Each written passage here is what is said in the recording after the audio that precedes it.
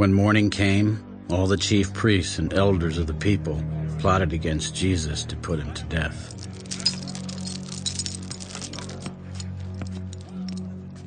And when they had bound him, they led him away and delivered him to Pontius Pilate, the governor.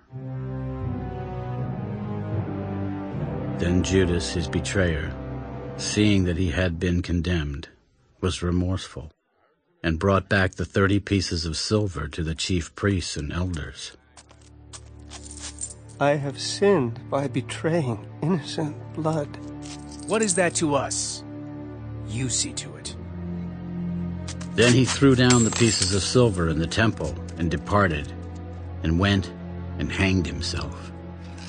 But the chief priests took the silver pieces. It is not lawful to put them into the treasury, because they are the price of blood.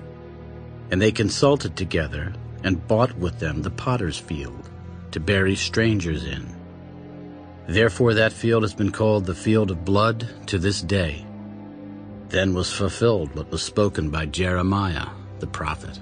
And they took the 30 pieces of silver, the value of him who was priced, whom they of the children of Israel priced, and gave them for the potter's field, as the Lord directed me. Now Jesus stood before the governor. Are you the king of the Jews? It is as you say. And while he was being accused by the chief priests and elders, he answered nothing. Do you not hear how many things they testify against you? But he answered him not one word, so that the governor marveled greatly. Now at the feast the governor was accustomed to releasing to the multitude one prisoner whom they wished. And at that time they had a notorious prisoner called Barabbas. Therefore, when they had gathered together, Pilate said to them, Whom do you want me to release to you? Barabbas or Jesus, who is called Christ? For he knew that they had handed him over because of envy. While he was sitting on the judgment seat, his wife said to him, Have nothing to do with that just man, for I have suffered many things today in a dream because of him. But the chief priests and elders persuaded the multitudes that they should ask for Barabbas and destroy Jesus. Which of the two do you want me to release to you? Barabbas! What then shall I do with Jesus, who is called Christ? Let him be crucified! Why? What evil has he done? But they cried out all the more. When Pilate saw that he could not prevail at all, but rather that a tumult was rising, he took water and washed his hands before the multitude. I am innocent of the blood of this just person. You see to it. And all the people answered, His blood be on us, Blood be on us and our on children. our children.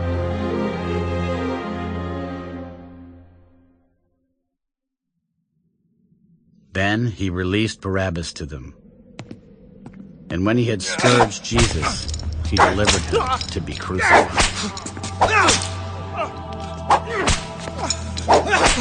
Then the soldiers of the governor took Jesus into the praetorium and gathered the whole garrison around him.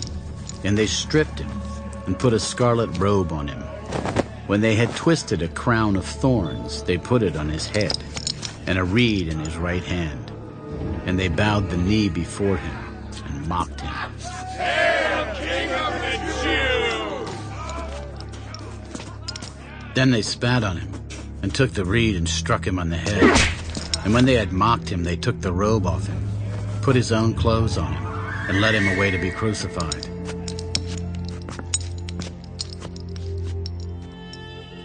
Now as they came out, they found a man of Cyrene, Simon by name. Him they compelled to bear his cross.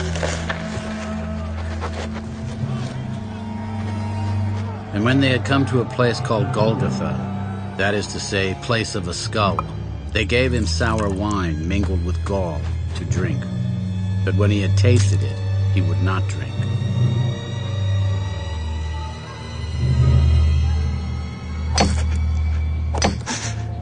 Then they crucified him and divided his garments, casting lots, that it might be fulfilled which was spoken by the prophet.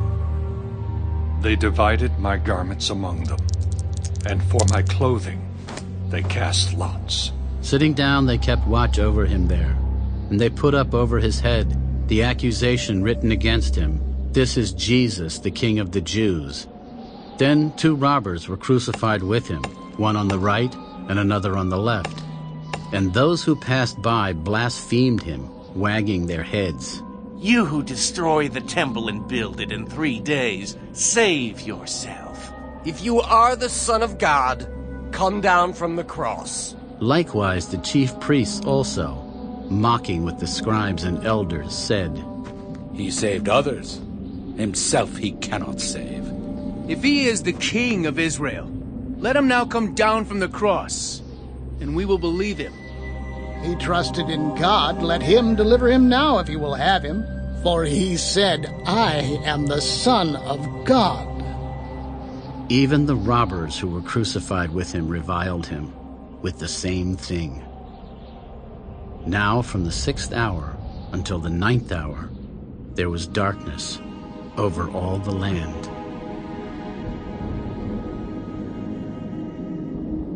And about the 9th hour, Jesus cried out with a loud voice, Elo, lama sabachthani. That is, my God, why have you forsaken me? Some of those who stood there when they heard that said, This man is calling for Elijah.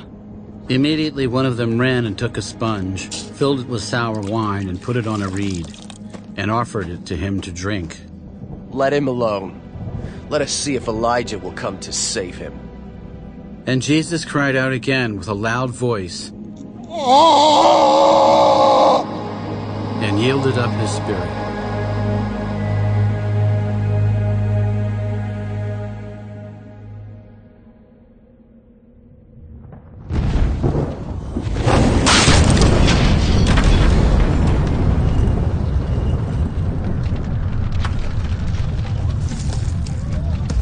Then, behold, the veil of the temple was torn in 2 from top to bottom. And the earth quaked, and the rocks were split, and the graves were opened. And many bodies of the saints who had fallen asleep were raised. And coming out of the graves after his resurrection, they went into the holy city and appeared to many. So when the centurion and those with him who were guarding Jesus saw the earthquake and the things that had happened, they feared greatly. Truly, this was the Son of God. And many women who followed Jesus from Galilee, ministering to him, were there, looking on from afar, among whom were Mary Magdalene, Mary the mother of James and Joses, and the mother of Zebedee's sons.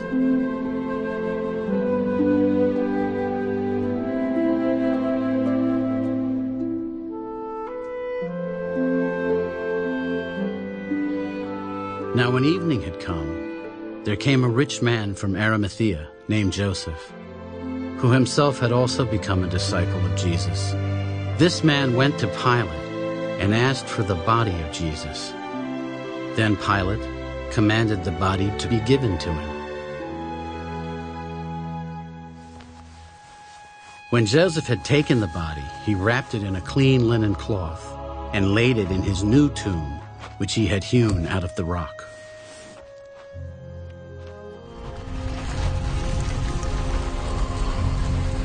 And he rolled a large stone against the door of the tomb and departed.